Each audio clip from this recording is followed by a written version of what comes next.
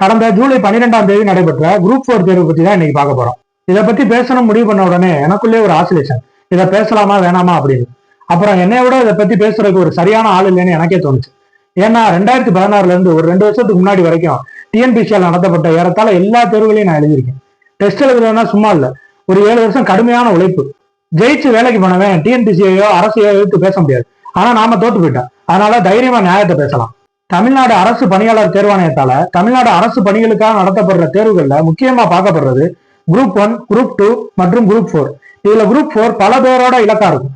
ஏன்னா குரூப் 4ஓட கல்வி தகுதி SSLC தான், அதாவது 10th தான். அதனாலேயே இதை பல லட்சக்கணக்கானவங்க அட்டன் பண்ணுவாங்க. இந்த தடவை வெறும் 3935 பணியிடங்களுக்காக நடத்தப்பட்ட தேர்வுக்கு 13,89,738 பேர் அப்ளை பண்ணி 11,48,019 பேர் தேர்வு எழுதியிருக்காங்க.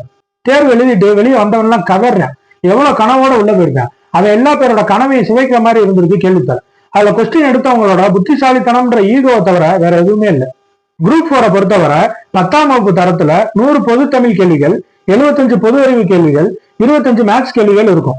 கடந்த அதிமுக ஆட்சியில இங்கிலீஷ் பாடம் குரூப் 4ல இருந்து தூக்கப்பட்டுருச்சு. அதனால எல்லா பேரும் தமிழ் மட்டும்தான் எழுதி ஆகணும். இந்த தடவை நடந்த குரூப் 4ல பொது அறிவு மேத்ஸ் பத்திலாம் யாருக்கும் பிரச்சனை இல்லை, தமிழ் தான் எல்லாரையும் அழுக வச்சது. பொதுவா தமிழுக்கு புது புக்கு பழைய புக்குன்னு 6th to 12th வரைக்கும் இருக்க எல்லா தமிழ் புக்கு, இது போக சிறப்பு தமிழ்னு குறைஞ்சபட்சம் 35 புக்கு, அது போக பழைய கொஸ்டின் பேப்பரு, அது இதுன்னு அட்டை டு அட்டை எல்லாத்தையும் மனப்பாடம் பண்ணி வச்சிருப்போம். இதுல இருந்து நீங்க கேள்வி கேளுங்க, கஷ்டமாவும் கேட்கலாம், எப்படி வேணாலும் கேட்கலாம். ஆனா அதெல்லாம் விட்டுட்டு யாருக்குமே தெரியாத எங்கேயோ உள்ள புக்கு 1953 தமிழ் பாதுகாப்பு கழகம் அப்படின்ற புக்கம், அதுல இருந்து எல்லாம் கேள்வி கேட்டதா சொல்லப்படுது.